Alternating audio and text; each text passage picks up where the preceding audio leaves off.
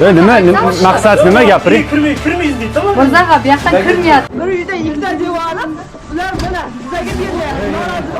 Menga kerak emas tashchi. Yo'q, men az bordim-da, insonman. Vinoni nima qilasiz? Ichib nima qilasiz? Voy, san nima interesing bor? Mani sumkam deydi kelini batarik. Ha. Ko'rdim chetga yo'lsa olishib boshlayvering. Shunaqa aytish kerak, voy sen oying olib ketdi, bo'ldi emasmi? Nima bo'pti? Nima bo'pti? Bunaqa nima bu? Bir uydan 3 ta 4 ta sap ketsa, invalidlar ololmasa. Qizim rasman mana prezident sovg'alarini olib ketyapmiz. Bo'lmagan sensatsiya, birinchi marta.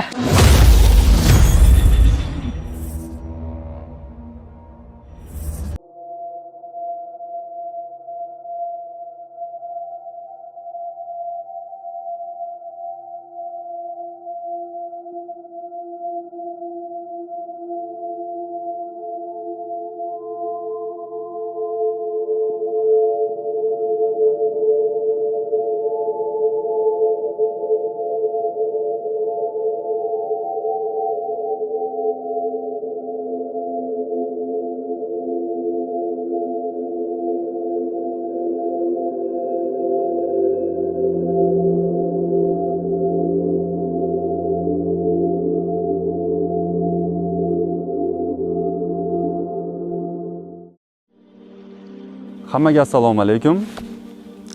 YouTube platformasida 7 oy ichida 300 mingga chiqdik. Buning uchun albatta hammaga katta rahmat va shuning uchun bugungi sonimiz o'zgacha bo'ladi. Ya'ni qanaqa? Do'konda bo'ladi. Do'konni tekshiramiz ham. Lekin u bilan cheklanib qolmasdan muddat o'tgan va sifatsiz tovarlarni yig'ishtirib tashlab, muddat o'tmagan sifatli tovarlar qoldirib, u do'konni tekin qilib qo'yamiz. Qariya, nogiron va yosh bolalarga. Bu xayriyani men yil bo'yi o'yladim. Bundan oldingi kadrda ko'rgan bo'lishingiz mumkin bu yerdagi aholini yashash tarzini. Shuning uchun ham G'azalkent shahrini tanladim. Bir marta bu yoqqa kelganimda janjal bo'lgan videoyimiz bor. Ko'rgan bo'lsanglar, o'shanda juda ham ko'p qiynalgan aholini ko'rdim. Shuning uchun ham shahardan tashqariga chiqib, viloyatiga ko'ra kelib shu videoni olishga qaror qildim. Bu xayriyaga pulni qayerdan oldik? Bu xayriyaga pulni monetizatsiya orqali oldik. Shu 7 oy ichida 0 dan 300 mingga ko'tarilgunimizcha YouTube'da monetizatsiyamiz ishladi. Monetizatsiya bilsanglar, O'zbekiston, ya'ni O'rta Osiyo, Rossiyalarda yo'q. Ya'ni o'tdan ko'rilgan prosmotrlarga pul to'lanmaydi.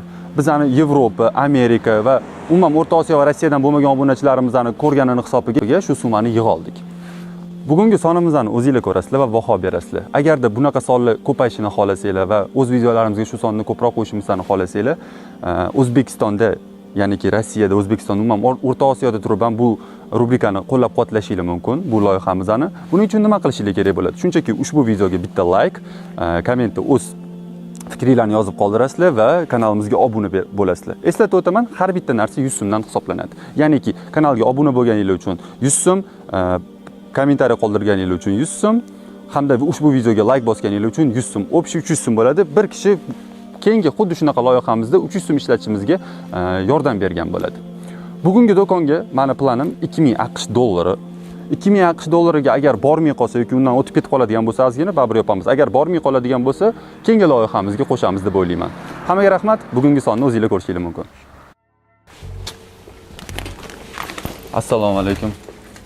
Biz yana qaytdik. Bizda qarang, xo'jayinnlar bormi? Taklif bor edi do'konga. Sizmisiz? Ismingiz nima? Aynur. Aynur. Aynur, ismim Xo'jakbar. Biz bunaqa narsa qilmoqchimiz, shu yerdagi aholiga kirishadi do'konga. Bugungi kunda hamma narsani, bugun faqat tekinga olib ketishlikka imkon qilib bermoqchimiz sizni do'koningizda. Bu hamma olinadigan narsalarning pulini biz to'laymiz. Ya'ni bir kunga do'koningizni sotib olamiz deylik. Kameralarni ustuna aviz qilamiz. Qanday qaraysiz shu narsaga? Bo'ladi? Aholiga yaxshi bo'lsa. Faqat yana bitta iltimos bor. Mahallami yoki sizni nomerlarmi shu yerdagilar bo'lsa, bizniki ko'proq pensionerlar bilan shu qariyalar, nogironlar agar bor bo'lsa, yosh bolalar. Shunaqalarga erkak kishiga, ya'ni 30-35 yoshli kishilarga emas, bu narsa. Shu qiynalgan pensionerlarga bir aytaylik, yil tugashiga qanaqadir yangi yil shukuhini bermoqchimiz deylik, qanaqadir. Yo'q, sigaret, alkogol anaqa qilinmaydi. Shunga bo'yab do'kon tanladik. Do'kon qidirdik, joy qidirdik. Sizni do'koningizda assortiment ko'proq ekan, qolganlarga qaraganda, o'shaning uchun sizni tanladik. Avval so'm bu ikkita plastigi manda turibdi. Pensiya tushadi. Har oy pensiyasidan yechib olaman, lekin kunlik xarajatini 4,5 million. Misol uchun endi bu oilasi katta. Bular oylikka ishlaydi, sezonlik. Misol uchun nima deydi? Agorodda hosil oladi, kelib qarzini to'laydi. Puli yo'q, yozdirib yuradi. Endi bu menga emas. Nega bu paytda olgan yog' 80 ming bo'lsa, o'sha pul to'laydigan paytda 100 mingga chiqadi. Qimmatga chiqib ketgan bo'ladi, to'g'ri. Misol uchun bu ham oylik. Lekin bermaslikning iloji yo'q odamlarning ahvolini ko'rasan. Ko'zim ko'rib turibdi. Mana mana G'abit degan. Bu ham invalid. Qancha? 503 mingmi? 5 millionmi? Voy 5 milliongacha qanaqa ko'tarib olgansiz qarzni? Endi men nima qilaman? Misol uchun kerak. O'zi bekorga bu yoqqa kelmanmiz-da. Qarang. Yo'q, misol uchun mana. Hozir telefon qil mashinga. Qani? Mana G'abit. Telefon qildi, bugun kechgacha borini yetkazaman dedi. Mana bitta 975 mingmi?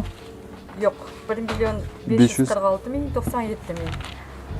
Bu bog'cha. Bechora bog'chaga ham gapini yo'qoldi. Bu to'labdi. Bu to'labdi. Qarang. Bu ishxona. Misol uchun mana pastdagi sharq balig'i bor-ku.